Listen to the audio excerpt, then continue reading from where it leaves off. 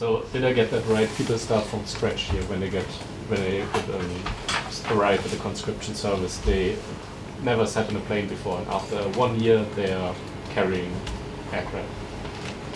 They are. Yeah. Pilots are trained a bit differently.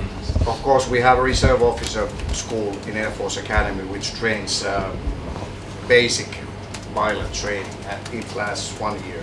And after that, it begins a cadet school where they fly 3 years, and after that they will be deployed to fighter squadrons 11 or 31 in Lapland Air Wing or Karelia Air Wing. So altogether, from reserve to military pilot, it takes around 10 years. Yes.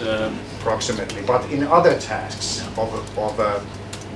and functions in the main operating base, fighter aircraft maintenance, other logistics, force protection, C2 and GBAT, they are trained in 1 year.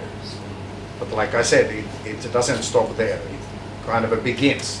When you head to reserve, your military training kind of begins from there.